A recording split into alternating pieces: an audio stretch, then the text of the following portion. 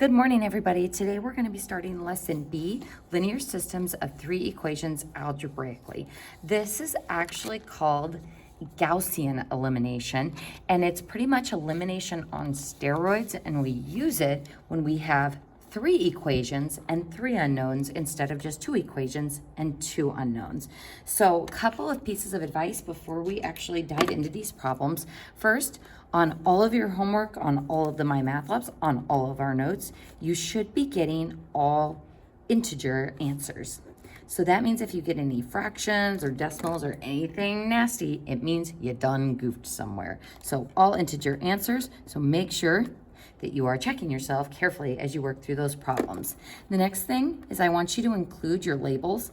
This is going to help me if you get stuck and you need me to sift through your work and figure out where you went wrong. Labels on your equations and label with what you are manipulating those equations by. And lastly, go slowly on these problems. It's really easy to miss a negative, so take your time and do the problems carefully. So first thing that we are going to do in these problems is choose to eliminate one variable from two different pairs of equations. So eliminate the same variable twice. So eliminate the same variable, keep part same, twice. So first, I'm going to start by labeling my three equations. Equation number 1, equation number 2, and equation number 3. And looking at my x values, just like with regular elimination, we are looking for equal value and opposite signs. Now, it wouldn't be too bad to manipulate that single x to match the 3x and the 2x, but let's go ahead and see what our other variables are like. With the y's, I have equal value. It's not opposite signs with the 2's. The 5's not too bad to work with.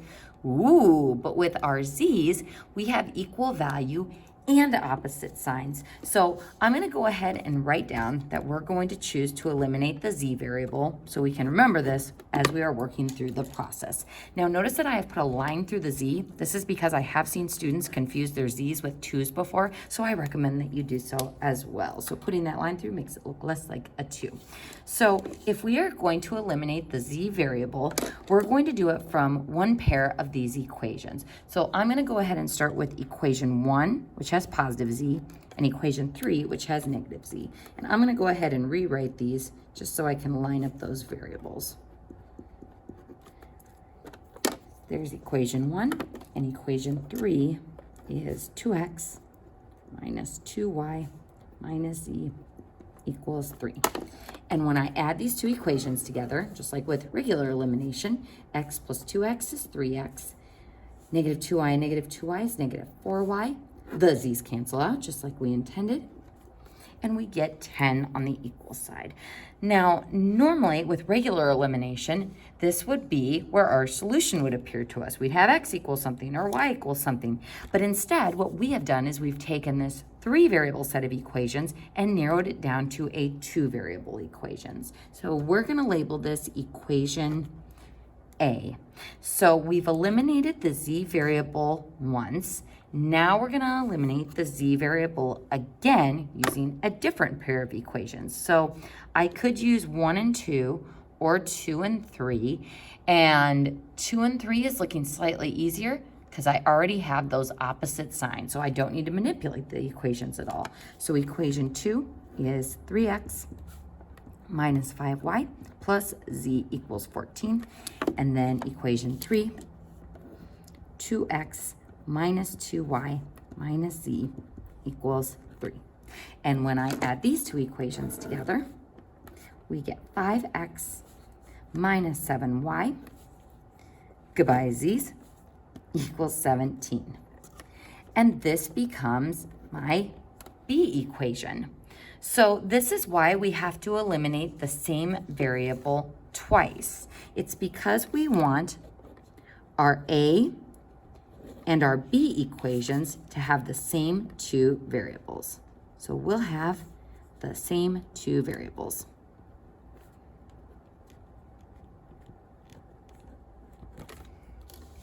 And this is important because if they had different variables, for example, if this was an x y equation and this was an xz equation, when I go to do the next step, I wouldn't be able to eliminate a second variable. So folks, once we have the A equation and the B equation, both in terms of x and y, we can then eliminate with those two variable equations to narrow it down to a one variable equation. So again, we eliminate the same variable twice, and then using our A and our B equation, we eliminate again. So looking at equation A and equation B, I'm gonna go ahead and zoom out a little bit here. If I look at my x terms, this has 3x, this has 5x, not equal value or opposite signs. Same with our y stuff. So I could choose to eliminate either x or y. I'm thinking that the x stuff looks slightly better just because my numbers are smaller. So I'm going to multiply my A equation by 5 and my B equation by 3. Now this will give me 15x and 15x, but since I need one of those to be negative to get them to cancel, I'm going to go ahead and make the 3 negative. So our new A equation will be 15x minus 20y equals 50. And our new B equation will be negative 15x plus 21y equals negative 51. Adding those together, goodbye x's, just like we intended. And negative 20y plus 21y is 1y, or just y. And that is equal to negative 1. And yay! We have found one of our 3 variables. Now, if we were doing a 2-variable elimination, we would be able to take our solution and plug it back into the original equations to find my next variable. But if I plug in negative 1 for y, I still don't know x, and I still don't know z. So instead of plugging into my original equations, what we're going to do with this y is plug it into one of my 2-variable equations, either the A equation or the B equation. I like that my A equation has slightly smaller numbers, so I'm going to go ahead and plug in y into my A equation. So that gives me 3x minus 4 times negative 1 equals 10. So that gives me positive 4.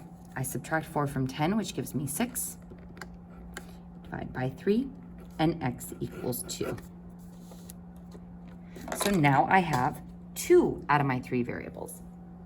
Now that I know x and y, we can now take both of those variables and plug them back into one of these 3 original equations to figure out what z is.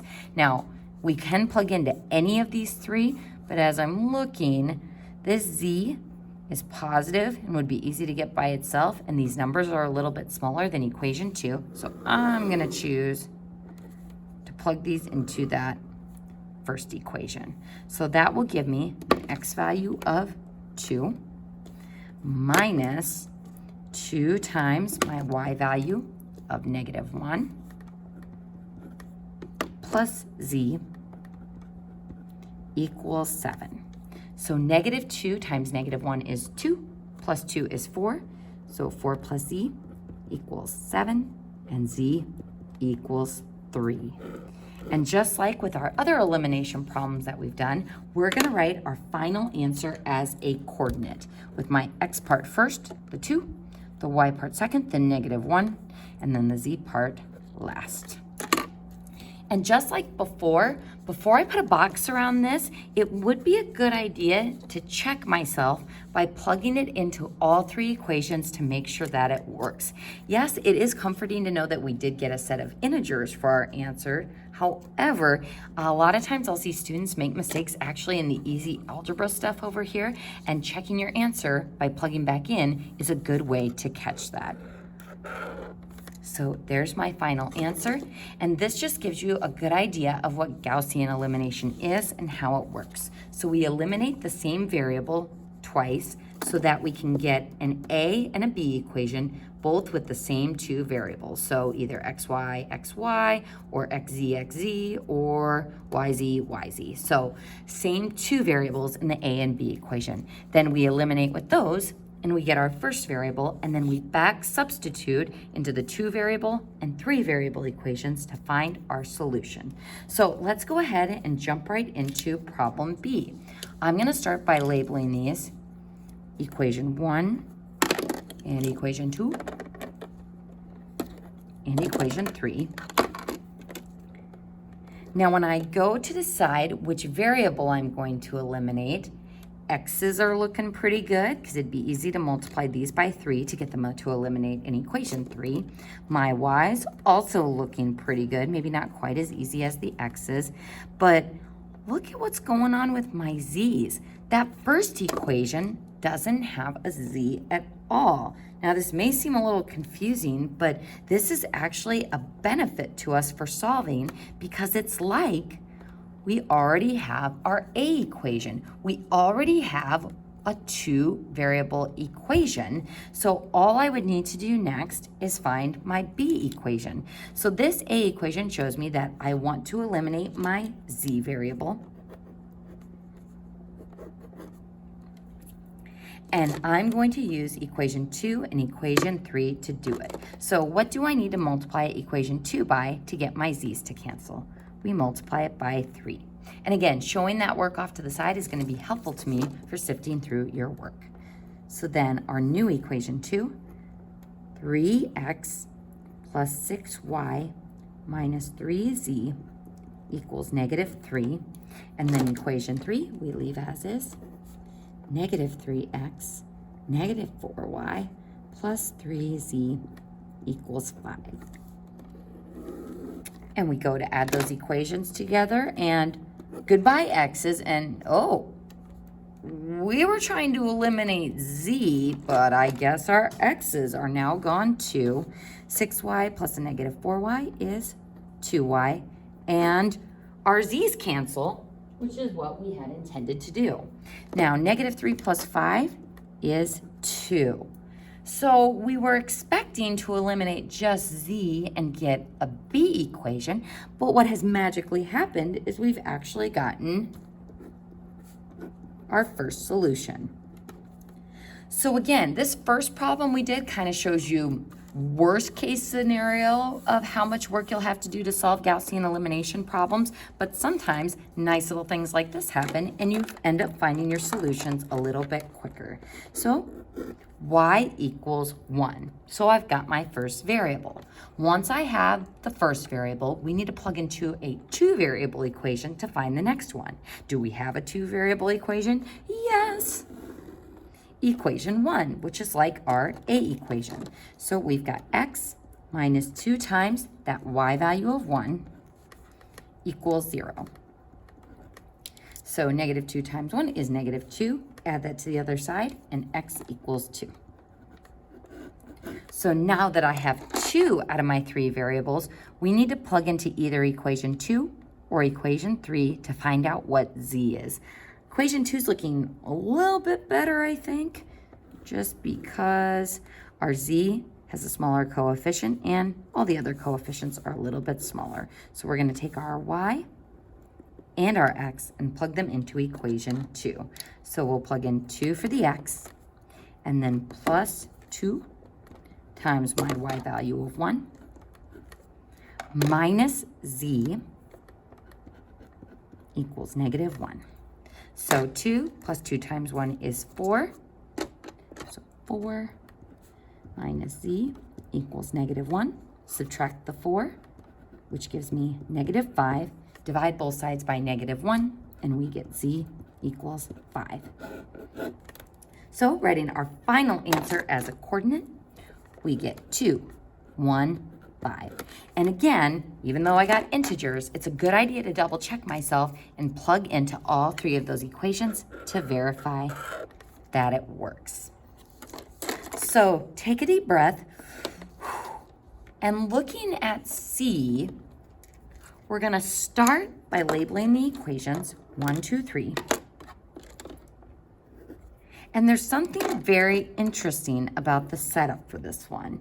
If you look at that last equation, equation number 3, we see that we just have part of our solution. So we have a 1-variable equation, z equals 3.